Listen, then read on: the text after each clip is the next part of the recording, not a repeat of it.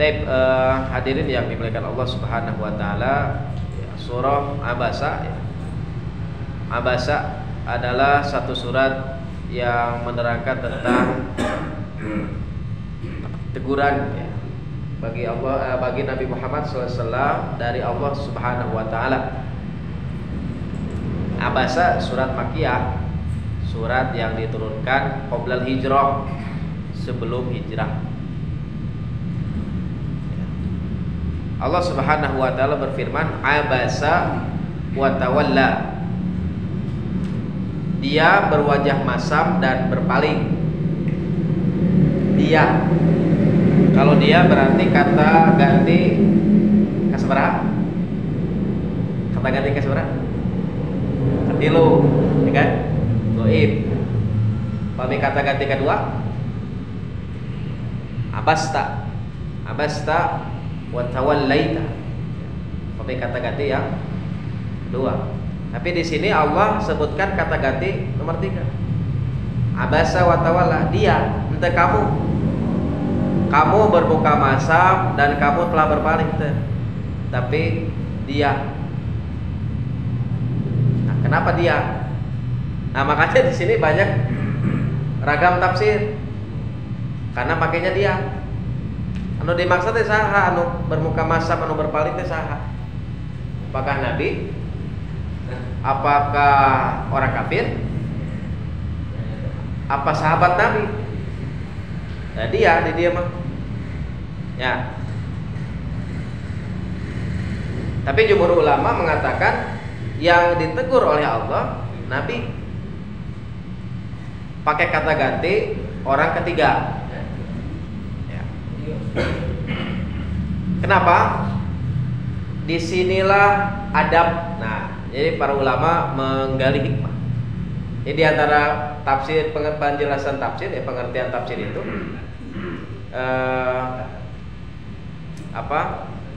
mengeluarkan makna, ikhrajul makna wa ahkam wa hikam.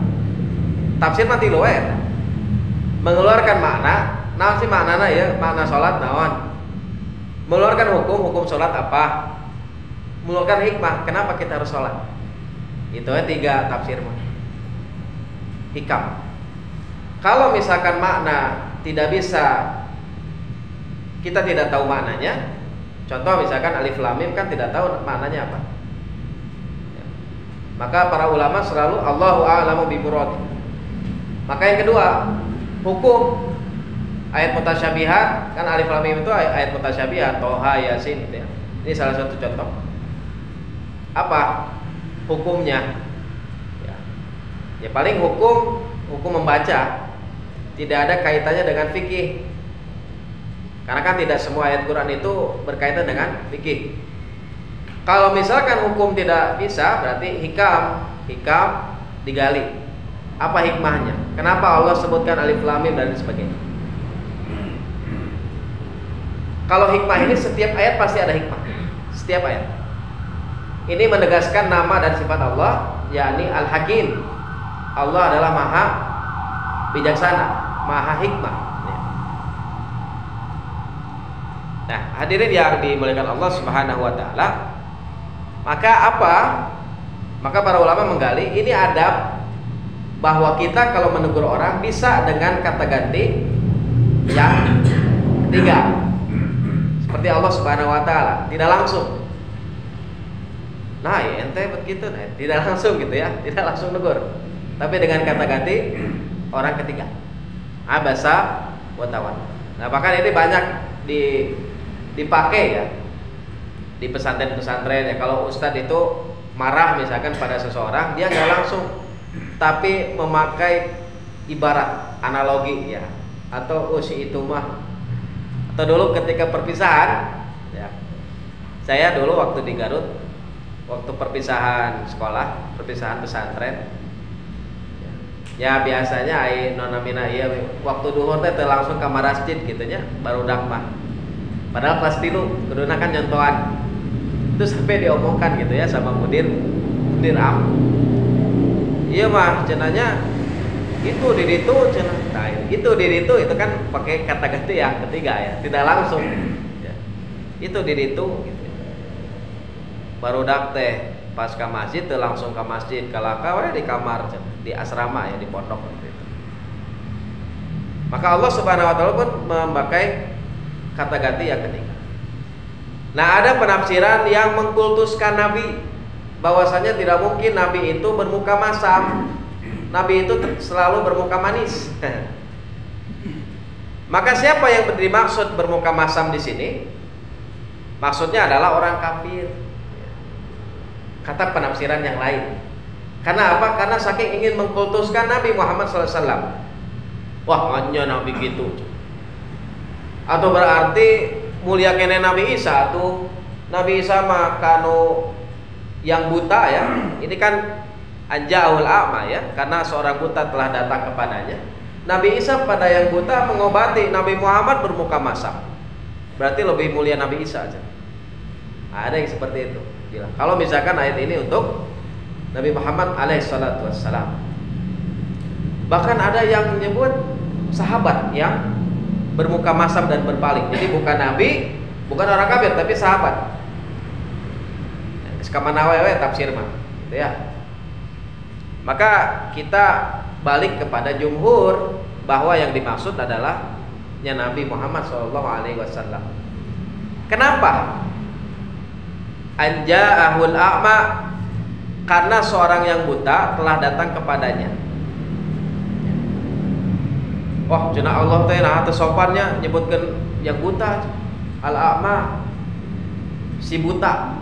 Apakah sopan gitu? Nah, hadirin yang dimuliakan Allah Subhanahu wa taala, ini bukan masalah sopan santun, tapi ini masalah untuk membedakan siapa yang buta. Contoh ya, seperti para perawi hadis. Kalau misalkan mereka meriwayatkan hadis, saya dengar hadis ini dari Al-A'mash, saya dengar hadis ini dari si Anu, si Pincang. Kenapa? Karena untuk membedakan, oh hadis ini itu dari si Anu Abdullah misalkan yang pincang, maka disebutnya si Pincang ya. Jadi bukan berarti ini adalah tidak sopan ya. Al-A'mash, Al-A'raj ya, si Pincang. Baik, para perawi itu selalu menggunakan kata-kata kalau misalkan yang meriwayatkan orang cacat, maka disebutkan. Untuk apa? Untuk kemaslahatan. Karena kalau beda orang ya, misalkan saya tidak meriwayatkan hadis ini, nanti misalkan disebut hadis ini dari dia padahal tidak meriwayatkan, ini berbahaya. Makanya harus dibedakan dengan apa ciri khasnya. Misalkan dengan si Al-A'raj, oh ya Al-A'mash misalkan ya, dan lain sebagainya. Al-A'mash itu kan pandangan satunya yang kurang jelas. Salah satu gurunya siapa? Imam Bukhari, Al-A'mash. Hadirin yang dimuliakan Allah Subhanahu wa taala ya. Nah, maka kita katakan, ketika Nabi Muhammad SAW ditegur oleh Allah, ini bukan berarti merendahkan derajat beliau, tapi justru mengangkat kemuliaan beliau. Itu yang pertama. Ini hikmahnya. Ketika Nabi itu mulia, maksum ya. Ketika Nabi melakukan kesalahan, kesalahannya kan tidak besar sebenarnya ya. Kenapa? Karena Nabi sedang menghadapi orang-orang besar. Kalau dalam metode dakwah, ini metode dakwah yang paling baik. Kalau ingin merubah satu kaum, maka dakwahi dulu pemimpinnya di sana. Maka kaum tersebut nanti akan ikut pemimpinnya. Kalau misalkan si pemimpinnya Islam, maka kaum tersebut akan mudah mengikuti. Ya, oh, udah pemimpin saya juga sudah masuk Islam. Maka Nabi Muhammad di sana sedang menghadapi para pembesar. Saha? Ayah Abu Jahal, ayah Utsbah bin Rabi'ah, ayah Ubay bin Khalaf, ayah Umayyah bin Khalaf. Ini nama-nama orang-orang musyrik ya. Ini sedang didakwahi bagaimana mereka agar supaya mau masuk Islam. Tiba-tiba datang nyelonong gitu ya, datang yang buta, Abdullah bin Umi Maktum, minta petunjuk pada Nabi Muhammad alaihissalam.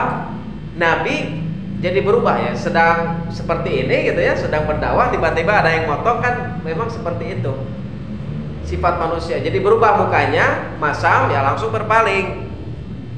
Maka hal itu langsung ditegur oleh Allah Subhanahu wa taala. Yang pertama, ini merupakan kemuliaan bagi Nabi Muhammad, langsung ditegur.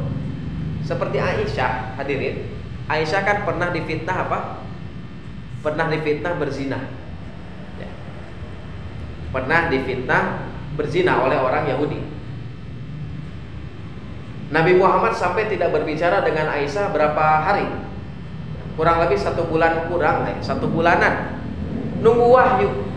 Maka turun langsung wahyu itu belasan. Untuk apa? Untuk membela Aisyah. Itu kan mengangkat derajat Aisyah, bahwasanya Aisyah itu tidak seperti ini ya. Nah, termasuk Nabi Muhammad alaihissalam, ketika namanya disebut bahwasanya Nabi Muhammad itu ditegur, ini mengangkat derajat Nabi Muhammad. Itu yang pertama. Yang kedua, ini mengartikan bahwa Quran ini benar-benar bukan karangan Muhammad alaihissalam. Mun Quran karangan Muhammad manja we orang ngaku goreng karangan sorangan ya. Saya membaca buku ya, berapa buku yang sudah saya baca, tidak pernah ada seorang pengarang itu menjelek-jelekan tulisannya sendiri ya. Paling permohonan maaf, tulisan saya belum atau masih jauh dari kata sempurna, paling gak enak. Bahkan sok kadang aya kalimat-kalimat sombong ya. Soalnya saya ini jago, misalkan ini saya pernah ya baca buku seorang profesor ya, kemarin baru meninggal ya, rahimahullah. Tapi dengan tulisan beliau saya jadi paham apa yang dinamakan filsafat. Filsafat dengan gaya bahasa yang mudah gitu ya. Hadirin yang dimuliakan Allah Subhanahu wa taala. Nah, ini jadi bukti bahwa Quran ini bukan karangan Nabi Muhammad alaihissalam. Yang ketiga, bahwasanya ketika Nabi Muhammad ditegur, ini menjadikan bukti juga bahwa Nabi Muhammad tidak pernah menyembunyikan risalahnya. Ya, mun maha arek gitunya Nabi Muhammad ieu mah teguran yang orang tidak akan disampaikan. Kan tidak semuanya disampaikan. Bahkan sudah divalidasi oleh Allah di akhir dakwah beliau, al-yauma akmaltu lakum dinakum wa atmamtu alaikum nikmati. Semua apa yang Allah sudah turunkan berupa risalahnya pada Nabi Muhammad ini sudah sempurna. Nah, Abdullah bin Umi Maktum ini merupakan seorang yang miskin ya. Seorang yang buta, tapi seorang yang semangat luar biasa dalam menuntut ilmu. Anja'ul a'ma. Hadirin yang dimuliakan Allah Subhanahu wa taala ya. Bahkan di ayat lain banyak sekali kan teguran oleh yang datang untuk Nabi. Coba contoh naon wae nya kita teguran. Selain surat Abasa, ini ingin membuktikan bahwa Nabi Muhammad ini ditegur oleh Allah Subhanahu wa taala. Bukan berarti beliau itu manusia sempurna. Ini membuktikan juga bahwa beliau itu manusia biasa.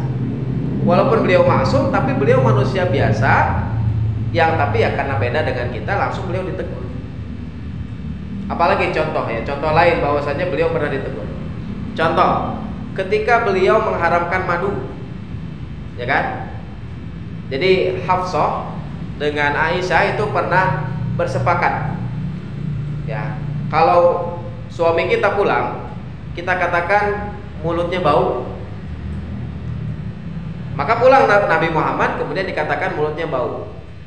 Maka sejak saat itu Nabi Muhammad bilang, saya akan mengharamkan madu karena saya sudah minum madu.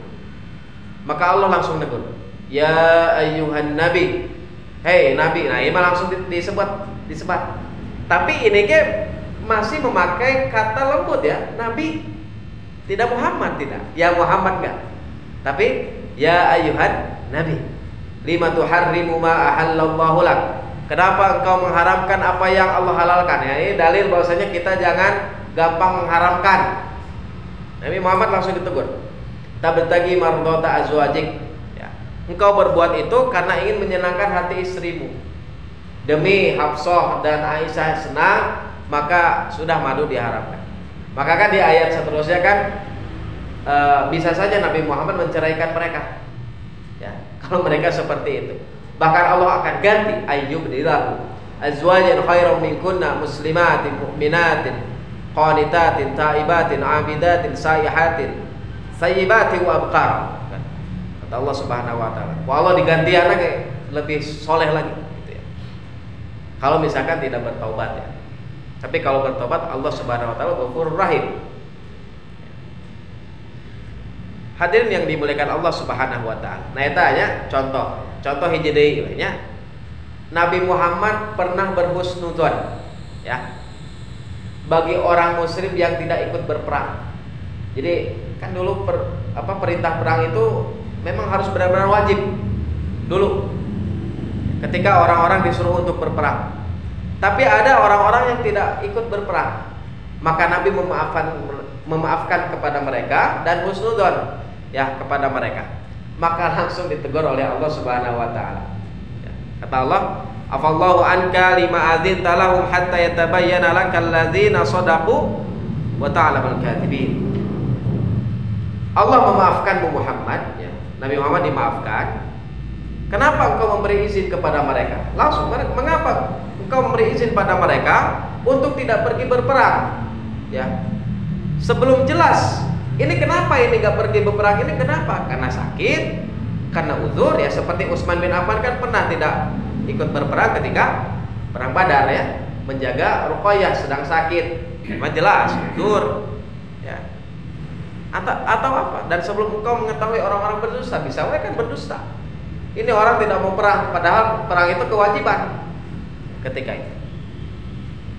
Nah, maka ini adalah rangkaian dari kekeliruan dari Nabi Muhammad SAW. Ini ijtihad dari Nabi, berarti kan salah ya ijtihadnya. Tapi langsung ke Allah ditegur. Ya. Ke Allah ditegur. Karena kan wahyu yang memandu. Ya. Kita pun sama sampai sekarang wahyu itu memandu kita. Nah, orang peratuskan ayat katilu. Wa ma yudrika la'allahu yazakka.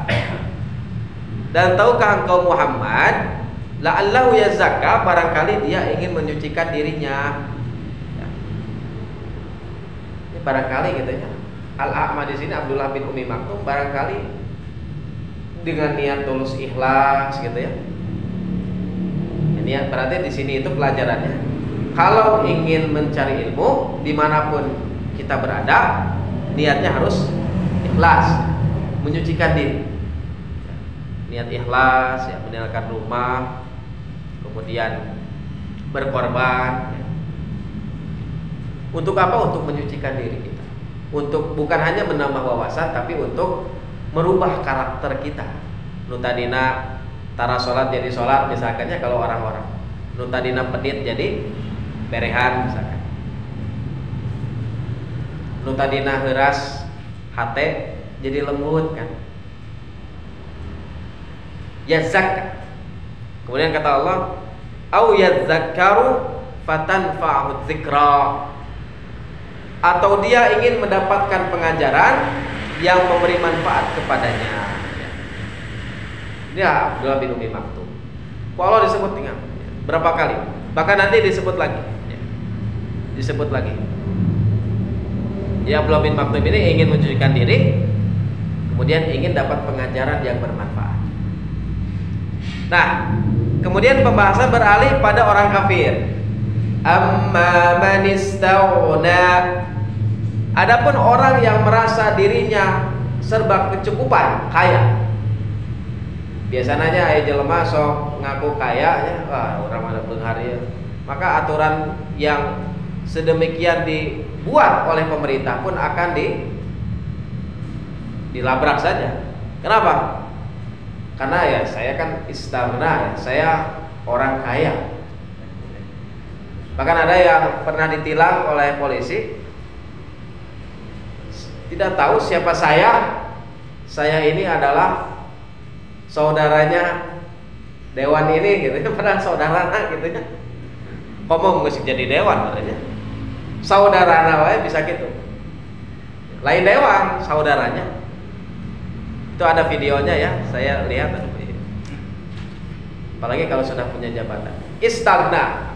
Orang-orang Quraisy kok Allah disebutkan istagna. Amma man istagna. Kalau di Al-Alaq itu apa? Allamal insana ma lam ya'lam. Kalla innal insana la yatgha. Ingat, manusia itu la yatgha, suka melampaui batas. Kenapa? Ar-ra'ahu istaghna, karena dia melihat dirinya itu serba kecukupan. Jadi kalau orang sudah serba kecukupan, peluang untuk melampaui batasnya itu ada. Karena dia pejabat, karena dia punya uang, banyak harta ya. Itulah orang-orang Quraisy. Fa antalahu tasaddaq, engkau malah perhatian kepada mereka. Ya. Hari ini ada serba kecukupan yang sombong dengan hartanya, dengan jabatannya ya. Abu Jahal, Rasulullah kan disebutkan Fir'aun zaman ini Abu Jahal gitu ya. Engkau malah perhatian kepadanya. Ini Nabi tidak salah sebenarnya, bukan ya. Nabi nggak salah. Ini kan ikhtiar berdakwah kepada para gegeden Quraisy. Tapi kok Allah ditegur. Kemudian kata Allah, wa ma 'alaika alla yazzakka. Padahal mah cenah tidak ada celah atasmu kalau dia tidak mensucikan diri. Lamun mah eta orang-orang kafir teh cenah henteu mensucikan diri, henteu asup Islam cenah. Moal di kumaha ente mah moal. Moal dicela, moal disiksa, moal. Paling ku Allah ditaros Nabi teh, apakah engkau telah menyampaikan? Ya. Kata Allah, fadzakir innama anta muzakkir. Kau itu sesungguhnya hanyalah pemberi peringatan saja. Jadi hidayah itu kan di tangan Allah Subhanahu wa taala ya. Bukan di tangan makhluk. Innaka la tahdi man ahbabta walakinnallaha yahdi may yasha. Kalau mereka masih kafir, moal di kumaha aja. Nah, kemudian Allah sebut lagi Abdullah bin Umi Maktum ya. Walaupun tidak sharih disebutnya. Cuman para ulama menyebutkan ini maksudnya Abdullah bin Umi Maktum. Wa amma man ja'aka yas'a. Dan adapun orang yang datang kepadamu dengan bersegera ya, Abdullah bin Umi Maktum, wa huwa yakhsha, sedang dia takut kepada Allah Subhanahu wa taala. Ya. Disebatnya ke Allah ia gelar ya. Jadi gelar tertinggi penuntut ilmu teh bukan profesor, bukan doktor, bukan. Gelar tertinggi bagi penuntut ilmu itu adalah yakhsha. Khosyah. Itu gelar tertinggi. Jadi bukan profesor, bukan imam, bukan al-hafidh, bukan. Tapi gelar tertinggi yang Allah puji bagi penuntut ilmu adalah khosyah. Makanya kata Allah, innama yakhsyallah innama yakhsyallah min ibadihil ulama atau a Sekali nanti baliknya innama yakhsyallahu min ibadihil ulama. Allah sieun ka ulama dibalik. Nah, itulah pentingnya ilmu nahunya. Abdi pas belajar gitu ya ke Masyaikh ilmu nahu, pertama yang disebutkan oleh beliau ayat ini supaya membedakan mana fa'il, mana maf'ul bih gitu ya. Maka ya penting cenah. Nah, kata Allah itu innama ya. Ada pembatasan. Anu nganungkul sieun ka Allah teh saha ulama rek sakola di mana wae. Ya, makanya di akhirat mah moal ditanya ente sakola di mana moal. Anu ditanya mah di akhirat gitu ya. Kan 4 yang akan ditanya oleh Allah. Ya. Moal ditanya ente sakola di mana? Ente kalau masalah ilmu itu sudah kamu apakan ilmu kamu? Ini mau sekolah di mana, mau belajar di manapun, silakan. Ya. Mau di dalam negeri, luar negeri ya, mau di dalam kampung, luar kampung. Ya. Tapi yang ditanya dari mana itu apa? Harta. Dari mana harta kamu ini kamu dapat? dan untuk apa kamu pergunakan. Nah, itu baru. Masalah belajar enggak? Silakan di mana saja. Maka gelar yang tertinggi itu adalah khosyah. Percuma orang gelar tinggi, ya, profesor, doktor, kiai haji apa gitu ya. Kalau misalkan tidak khosyah pada Allah Subhanahu wa taala, tidak punya sikap takut.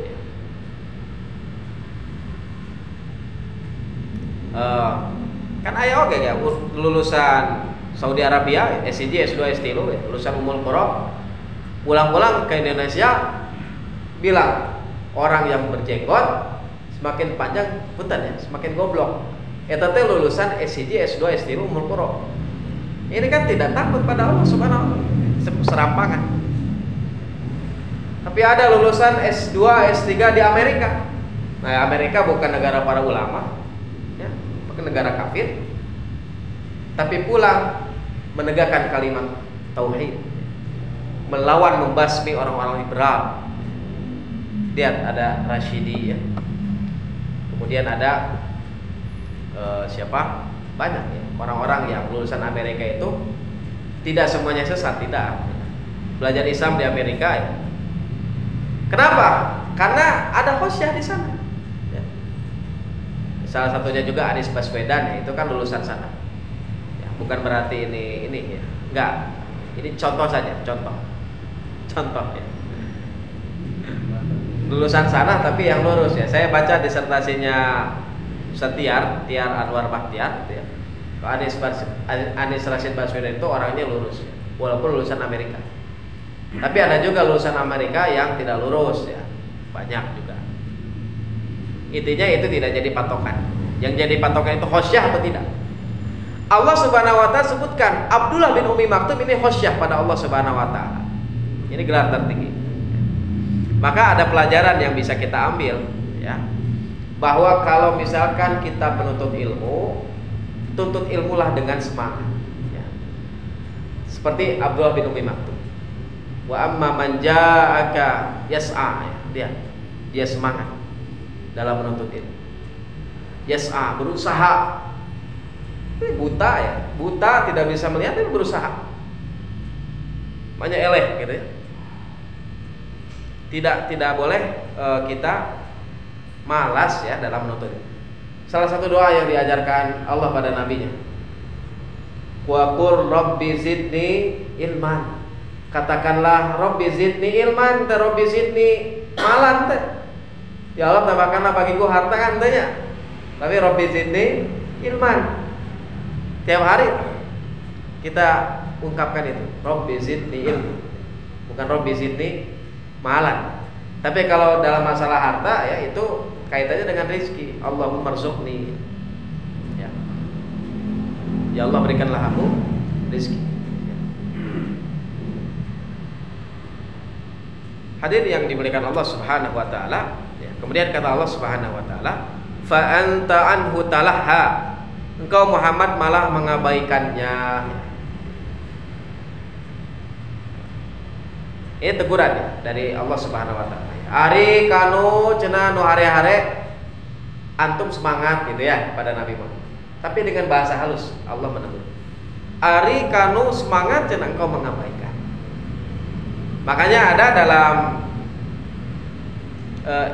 kata Rasulullah SAW ya, marhaban bima atabani rabbi gitu kan. Ketika Abdullah bin Umi Maktum datang, maka disebutkan selamat datang kepada orang yang Robku menegurku karenanya ya. Abdullah bin Umi Maktum ya. Bahkan ketika itu Rasulullah SAW mempercayakan muazin itu pada siapa? Abdullah bin Umi Maktum, muazin kedua sholat subuh. Beliau tidak bisa lihat, tapi Rasulullah dipercayakan. Bahkan ketika Rasulullah berperang, beliau pernah menitipkan kota Madinah pada siapa? Pada Abdullah bin Umi Maktum. Untuk sementara waktu ini kota diurus oleh Abdullah bin Umi Maktum. Ini penghargaan bagi beliau, bagi orang yang semangat dalam belajar. Nah, kemudian ada lagi hikmah yang lain. Iya mah hikmah kangge saha? Kangge guru. Ketika mengajar itu tidak boleh pandang bulu, gitu ya. Ya, hari diundangnya ku pejabat datang gitu ya. Hari diundang ku biasa-biasa teu datang. Komo nu amplopna misalkan keayaan misalkan ya, ku pejabat mah ageung misalkan amplopna gitu ya. Itu juga jangan. Ini diantara pendidikan Allah bagi yang belajar, bagi pengajar. Tidak boleh pandang bulu, ya. Bahkan ada anekdot gitu ya. Anekdot ya dari teman saya. Ya. Woi, itu masjid itu mah itu 500.000 bisa. Masjid dia 100.000 bisa. Dua masjid dalam satu jadwal yang bentrok misalkan ya.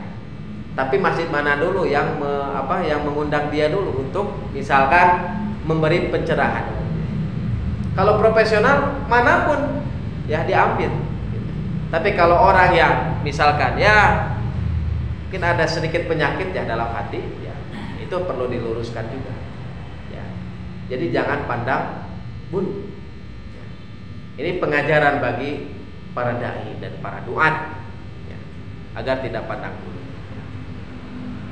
Hadirin yang dimuliakan Allah Subhanahu wa taala. Ya, kita baca lagi. Pembahasan sekarang sampai ayat 16 dulu saja ya. Insyaallah nanti dilanjut lagi. Kalla innaha tadhkirah. Kalla innaha tadhkirah. Faman syaa'a dzakarah.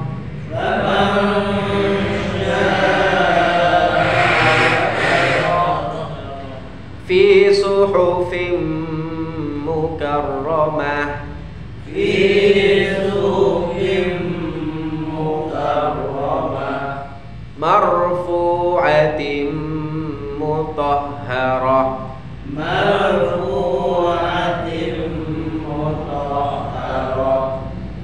Bi aidi safarah. Bi aidi safarah. Kiramin bararah. Kiramin bararah. Baik. Ayat 11. Kalla, kalla itu ada dua makna.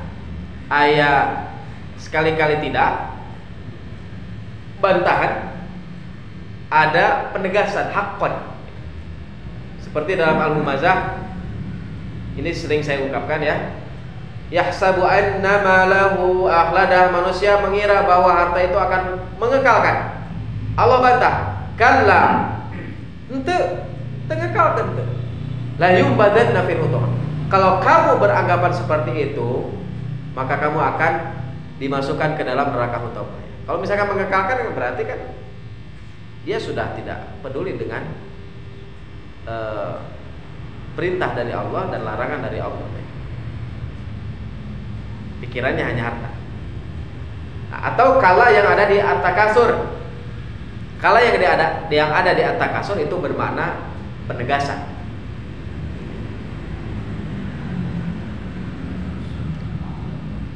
Nah, kalau dalam surat ini bisa bantahan, bisa penegasan. Kalau bantahan berarti sekali-kali jangan begitu Muhammad, bantah. Jangan seperti itu. Ini masih teguran. Inna hatadzkirah, sungguh ajaran-ajaran Allah itu suatu peringatan. Ya, setiap apa yang Allah turunkan kepada Nabi itu peringatan, termasuk ayat ini. Ya. Sekali-kali jangan begitu. Ya. Atau misalkan kalau dimaknai haqqan, lamun dimaknai haqqan benar, ya, maka bisa diartikan sungguh benar Muhammad, ini adalah peringatan. Bagi siapa? Ya bagi engkau dan bagi umatmu tentunya. Agar kalau belajar itu harus seperti ini tadi sudah disampaikan. Kalau ngajar harus seperti ini.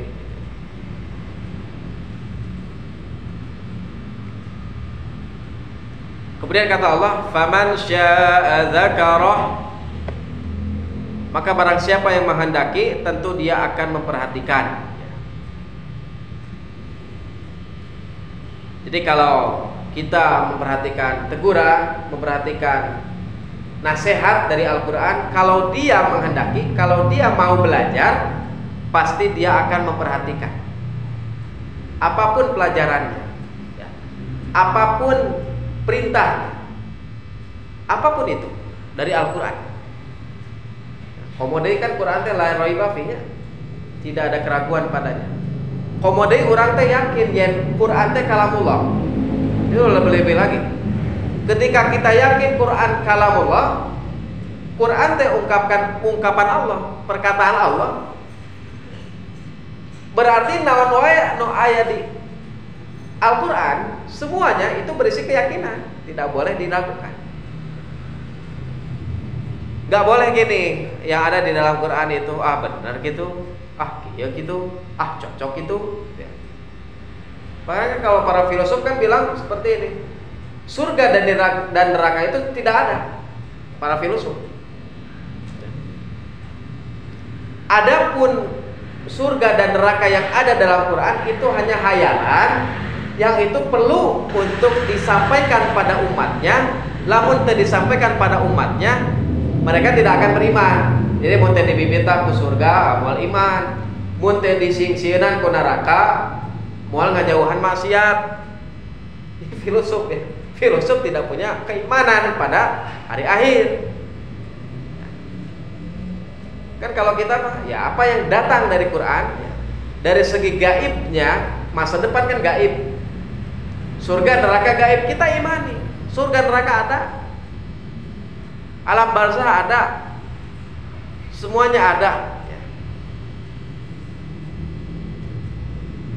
Makanya kata Allah, wa qulil haq min rabbikum. Faman syaa falyu'min wa man syaa falyakfur. Katakan kebenaran itu datangnya dari Allah. Quran ini dari Allah. Maka barang siapa yang ingin beriman, sok iman. Tetapi kalau yang mau kufur ya silakan aja. Kufur ya, bebas gitu ya. Tidak ada paksaan. Kemudian kata Allah, fi suhufim mukarramah. Quran, nah ini penegasan, yang Quran teh lembaran-lembaran yang dimuliakan, ya. Lembaran yang dimuliakan. Kadang Allah itu menyebutkan kitab itu dengan lembaran, dengan kitab juga. Contoh seperti dalam surat Al-Alaq, fi apa? Inna hadza lafis suhufil ula, suhufi Ibrahim wa Musa. Sesungguhnya ini benar-benar terdapat dalam kitab terdahulu, Al-Ula, suhufi Ibrahim wa Musa, suhufnya Ibrahim dan Musa. Maksudnya kitab, ya. Dimuliakan di sisi Allah. Marfu'atin mutahharah. Mulia Quran itu kemudian ditinggikan dan disucikan. Maksudnya apa? Maksudnya karena ada di Lauhil Mahfuz. Kemarin sudah dibahas ya. Quran itu dari Lauhil Mahfuz turun ke Baitul Izzah, turun ke Nabi Muhammad. Kata siapa? Kata Ibnu Abbas. Ibnu Abbas adalah turjumanul Quran, juru bicara Al-Quran. Ibnu Abbas, karena didoakan khusus ya oleh Nabi. Allahumma faqihu fid din wa 'allimhu ta'wil. Ta'wil disebut, bukan wa 'allimhu tafsir. Wa 'allimhu ta'wil. Naon bentana tafsir jeung ta'wil? Tafsir mah khusus atau tafsir itu masih umum ya. Kalau ta'wil ini mendalam. Tafsir itu berkaitan dengan riwayah, ta'wil itu berkaitan dengan diroyah. Makanya tafsir Ibnu Abbas suka beda dengan tafsir sahabat yang lain. Tapi bukan berarti Ibnu Abbas tahu segalanya, karena Ibnu Abbas pun pernah tidak tahu tentang kalimat naon fatir, fatir samawati wal ardh. Ibnu Abbas terang eta makna naon. Fatir teh naon gitu. Maka Ibnu Abbas melihat Arab Baduy yang sedang berkelahi, bukan berkelahi, berdebat. Ana fatartu, saya yang telah membuatnya. Oh, ternyata makna fatir teh maksudna teh membuat. Fatirus samawati wal ardh, yang maha membuat langit dan bumi. Oh, fatir teh berarti yang membuat. Ibnu Abbas dapatnya dari siapa? Dari Arab Baduy, Al-A'rab, ya, dari Arab gunung. Itu kata Ibnu Abbas. Walaupun memang konteksnya mah di Lauhil Mahfuz marfu'ati mutahharah teh, tapi kadang secara adab dan etika ya Quran itu ya tidak seyogyanya kita taruh di bawah gitu ya. Apalagi kalau misalkan kita sedang berdiri ya Quran ada di bawah. Secara etika ya atau adab ya. Bahkan abdi kapungkur ya lihat teman ini mungkin dangkal ya pengetahuannya dulu ketika di pesantren sampai dikeluarkan ya. Ini salah satu contoh aja. Saya tidak akan sebutkan siapa ya, tapi ini sampai dikeluarkan dia menginjak Quran. Jadi dikieukeun Quran teh ya, ditagogan gitu ya. Oh, da mah kertas. Maka di sana ya sudah beberapa kali seperti itu ya. Maka analogi ya sangat mudah ya. Sok ya tuh foto presiden sok dijak kumaha ngambek mah. Ya, ada tidak orang yang marah. Bahkan bukan foto ya, misalkan bendera ya, bendera kita injak-injak. Kita ludahi misalkan atau kita bakar ya. Harus ada nilai sakralnya Quran ini. Ya. Ini di antara penjelasan ya dari para ulama bahwa di samping Quran itu yang dimaksud adalah di Lauhil Mahfuz yang dulu ada di Lauhil Mahfuz yang marfu'ati mutahharah, tapi Quran yang ada di tangan kita sekarang ya, walaupun sudah jadi mushaf ya, sudah bercampur dengan produk ya, memang produk ya, kertas kan produk manusia, tapi kan kalamnya kalam Allah, bukan produk budaya. Seperti Nasir Hamid Abu Zaid bilang Quran adalah produk budaya, sudah bercampur dengan bahasa Arab. Bahasa Arab kan bahasa manusia. Padahal Allah sendiri yang bilang ya Quran itu diturunkan dengan bahasa Arab. Jelas. Berarti makna dan lafaz Quran di Allah. Kan ada sebagian orang yang menganggap maknanya dari Allah, lafaznya dari Nabi. Nah, itu mah perkataan Al-Walid bin Mughirah. In huwa illa sihru yusar in hadza illa qaulul bashar. Sesungguhnya ini adalah sihir orang-orang terdahulu Quran teh. In huwa illa qaulul bashar. Sesungguhnya Quran ini adalah perkataan manusia. Al-Walid bin Mughirah. Kalau ada orang yang bilang seperti itu, maka dia adalah Al-Walid bin Mughirah. Zaman ini gitu ya. Maka apa kata Allah? Sa'uslihi saqar, saya akan masukkan dia kepada neraka saqar. Ya, la tubqi wa la tadhar, lawahatun lil bashar. Alaiha alaiha tis'ata asyar. Mengerikan ya, siksaan bagi siapa? Al-Walid ibnu Mughirah. Maka makna dan lafaz Quran itu dari Allah Subhanahu wa taala dengan ragam qiraatnya yang beda. Jadi ragam qiraat yang hanya divalidasi oleh Rasulullah itu cuma 7 sampai 10 saja. Ya Sunda mah teu kalebet. Punten wae. Sunda mah teu kalebet. Ya. Dialek Sunda gitu ya. Itu tidak termasuk. Misal contoh ya, kan suka banyak orang membaca au jadi ao gitu ya. Ai jadi ae gitu ya. Itu dialek Sunda. Tapi kalau baca tafsir ya tidak mengapa. Tapi kalau baca Quran seyogyanya tidak boleh. Karena bukan dialek Sunda Quran. Dialeknya dialek orang sana, orang Arab.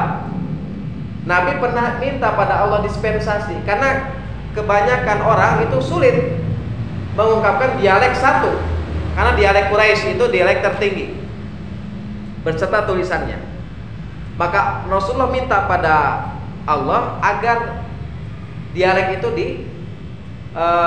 bisa lebih dari satu.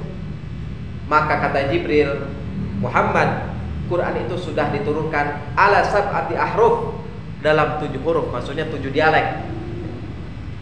Siapa saja dialeknya? Asim. Orang nggak dialek saya, orang baca Quran teh ayeuna. Dialek saya Asim. Asim teh gaduh 2 murid, Hafiz dan Syu'bah. Nah, orang mah ngagena dialekna Hafiz dari Asim. Ini supaya tahu saja gitu ya. Nanti ada juga Syu'bah. Kalau di Maroko ngangge dialek saha? Dialekna Warsh. Dialeknya saha? Warsh. Kalau Hafiz ini tidak. Kemudian beda di beda-beda daerah ya, ada dialeknya Qolun, ada dialeknya Hamzah gitu ya. Saha eta teh nami-nami saha? Nami-nami anu meriwayatkan. Ya. Quran mah tauqifi ya. Quran itu mutawatir. Jadi sudah tidak perlu kita tanyakan di Quran teh sahih atau dhaif gitu ya. Biasa gitu.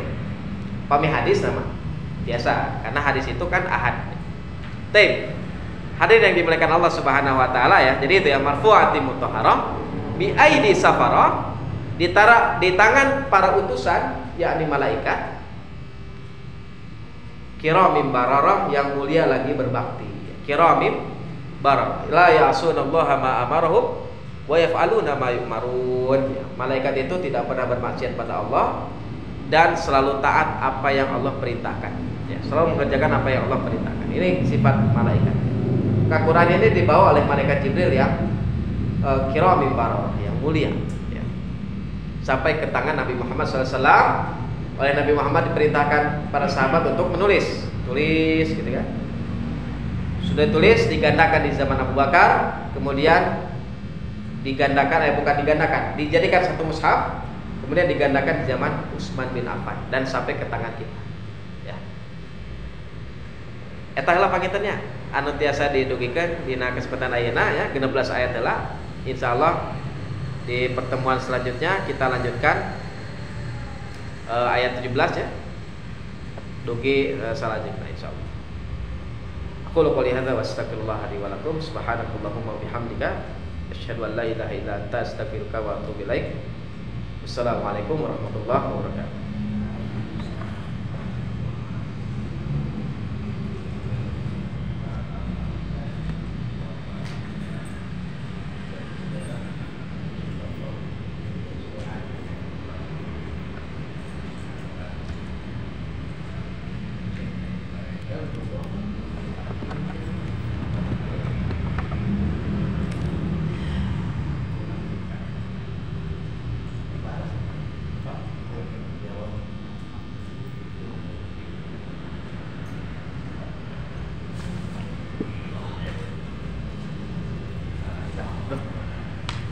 Siap.